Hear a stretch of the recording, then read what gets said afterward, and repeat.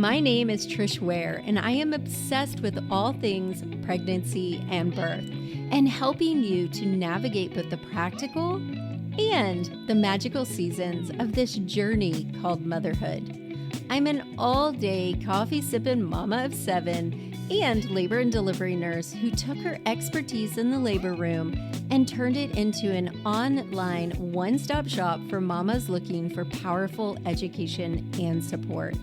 I've had the amazing privilege of delivering many babies in my 15-plus year career as a labor and delivery nurse and as a mama of 7. I'm here to help you take the guesswork out of childbirth so you can make the choices that are right for you and your baby and write the birth story of your dreams. Hit subscribe and let's replace your anxiety and fear with complete confidence.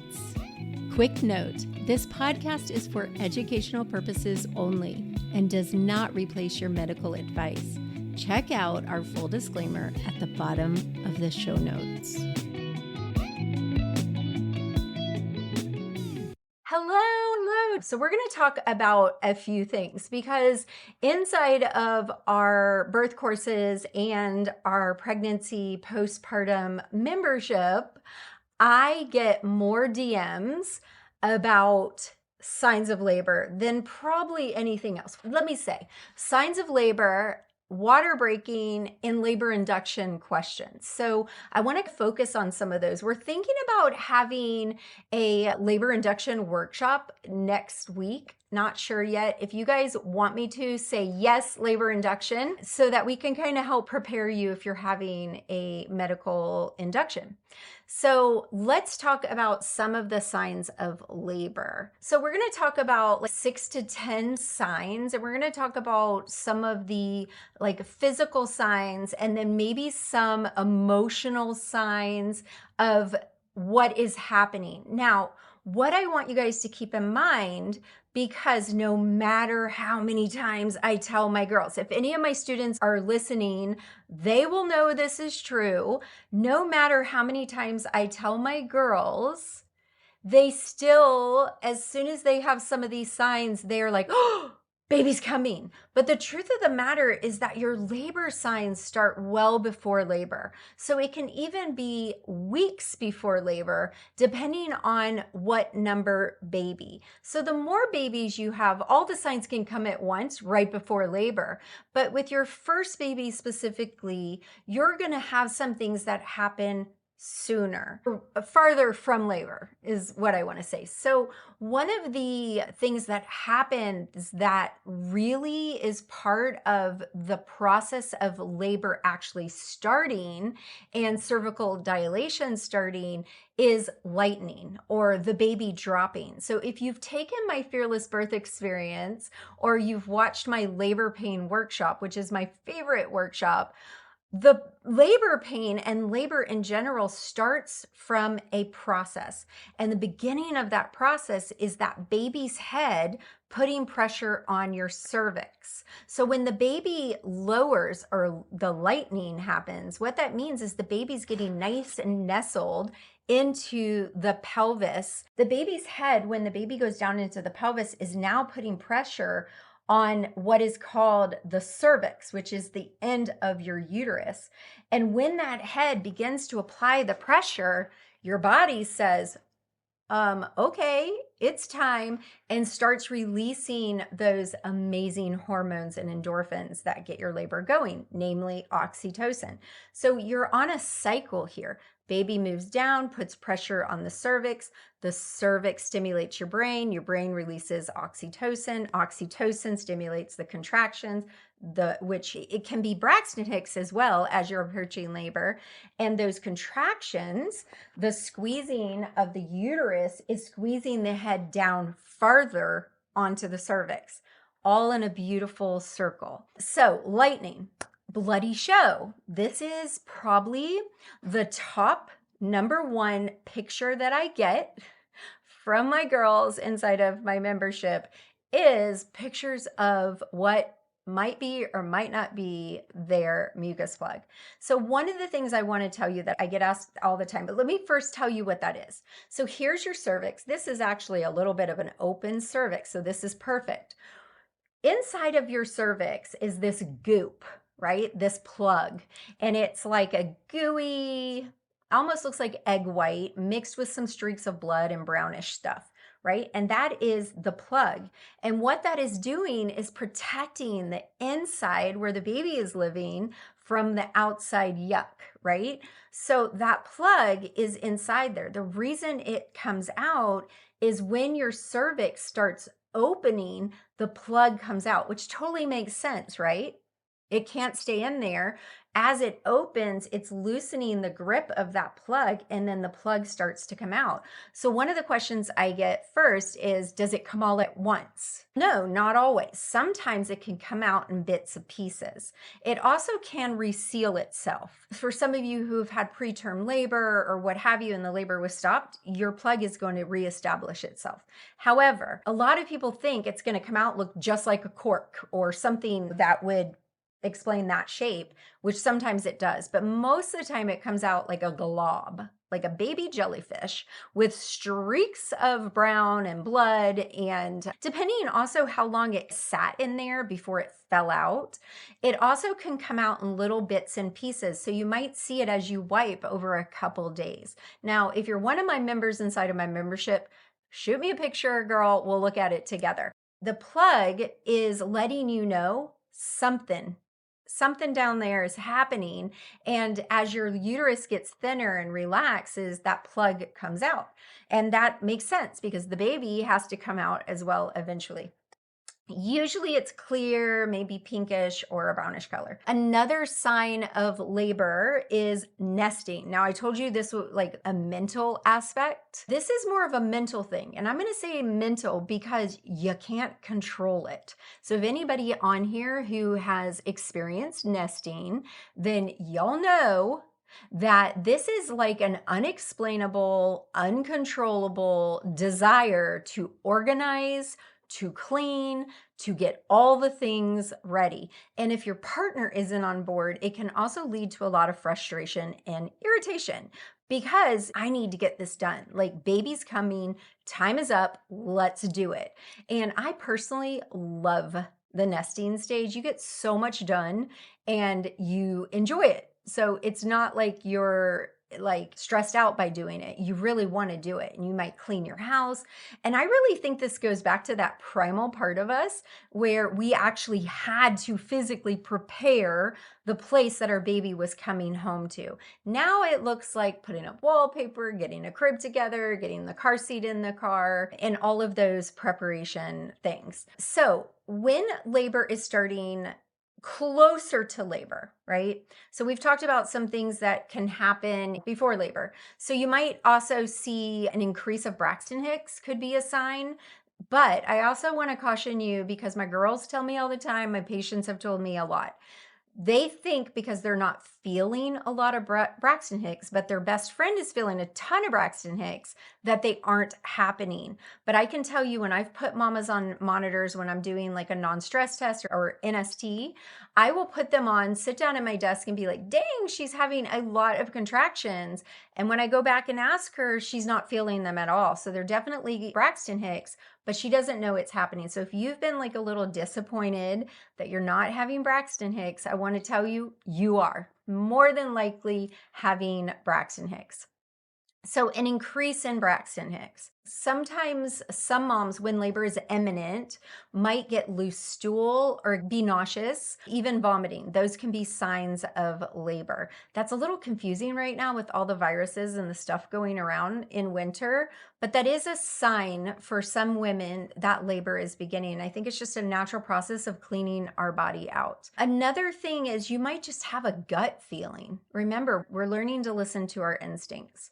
So another one we're going to talk about that is a pretty definitive sign that you're gonna have the baby, but isn't necessarily a sign that labor's starting right then, is your water breaking. So for some women, their water breaks and it takes a while for them to go into labor. And I have some rules that I teach my girls on if your water breaks and there's no sign of labor. What do you do? When do you go to the hospital and how do you handle it? So water breaking is a definitive sign that baby is coming, but sometimes it's a little gray area as to when the contractions might get consistent. So the number one sign that labor is happening is dilation and effacement or cervical change. Like your cervix does a few things in labor. I know that a lot of us are so focused on dilation that we forget there's other key important factors. Now, this is something that you're not going to necessarily know is happening. And if you're one of my students or one of my members in my membership, then you know I do not encourage you to have cervical exams, especially at 36, 37, 38 weeks, unless you're being induced for a really good medical reason. But out of curiosity, no, don't do it. Unless it's you that's curious, and I would still wait until at least 39 weeks. So what is happening internally? Because what happens is a lot of my students that end up having a cervical exam, they feel really discouraged because I had 3 different mamas I talked to today. If you know about my membership, if you're a student in our birth courses and a member in our membership, you get something extra special called our labor bat signal. And what that is, inside of our membership, our student members are allowed at 37 weeks to make a group labor bat signal, a group DM with me and my team doula. And we just hold their hands, support them, help them navigate decisions and roadblocks and any warning signs. Did my water break? They send us pictures. We walk through the different things, and then we're there for them during labor and 6 weeks postpartum. So 3 times today, I've had the same thing, and that is I'm 39 weeks, I'm 40 weeks, and I'm not dilated. I want to tell you that it's not just about dilation. There's a lot of things that have to occur, and if they're occurring, your body is doing what it's supposed to do. Your body's going to do it. Your body is incredible. Sometimes it needs a little nudge, but most of the time, all it needs is patience. So one of the first things that's going to begin to happen is that the consistency of your cervix is nice and tough, like the tip of your nose, like your nose.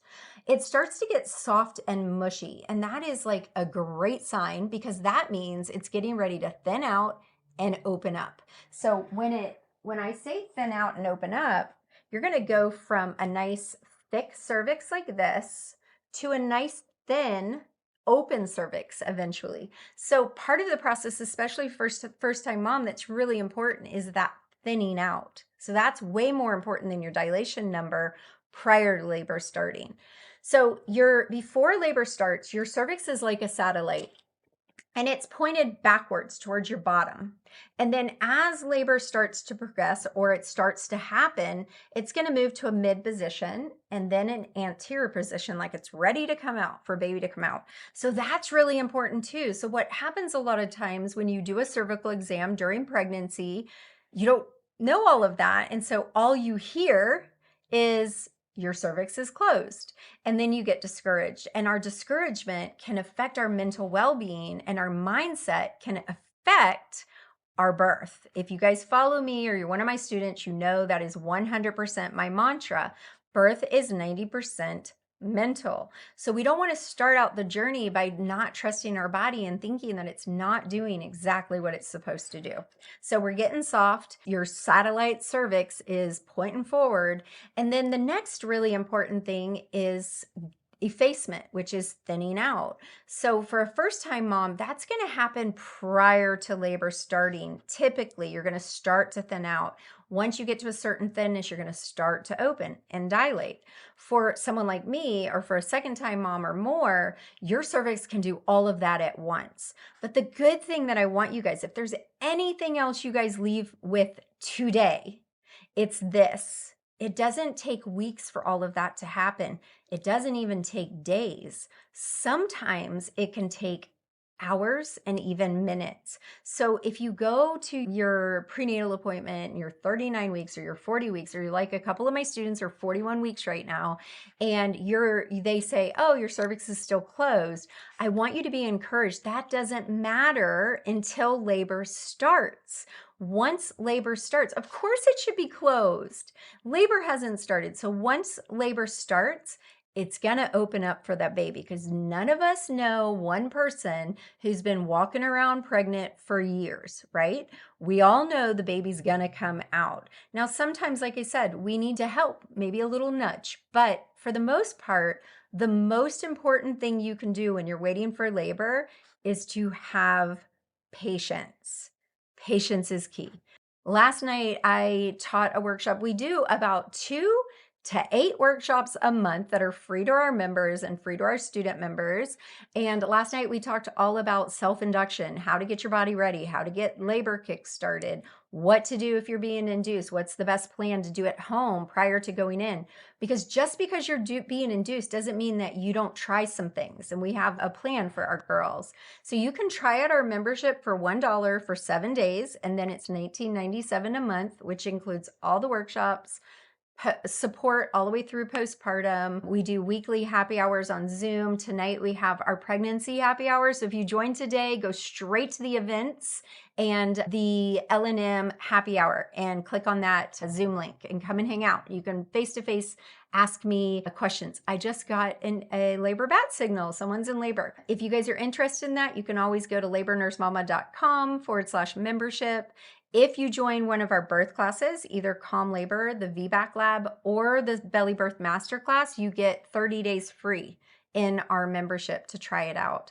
And we love it. We love our students. We give them so much nurturing. We've got a team doula. We've got a newborn specialist. We are looking to bring a lactation consultant. We have a pelvic floor specialist. What else do we have? We have tons of mamas with lots of experience and so many resources, you guys. It's the #1 place to be. So if you want to join a birth class, Calm Labor is labornursemama.com/calm. Or VBAC Lab, labornursemama.com/VBAC, or labornursemama.com/bellybirth. If you want to join the membership, labornursemama.com/membership. We would love to see you. If you're listening right now and you're like, oh my God, I need to pick her brain, join for $1. You get 7 days for $1. And tonight we're having a pregnancy happy hour where I can see you face to face and you can tell me your story. We cry together, we laugh together, we scream together, we get pissed together, and we plot together, we come up with plans together, and we truly support our girls. So this isn't like anything else. You're actually going to have access to us.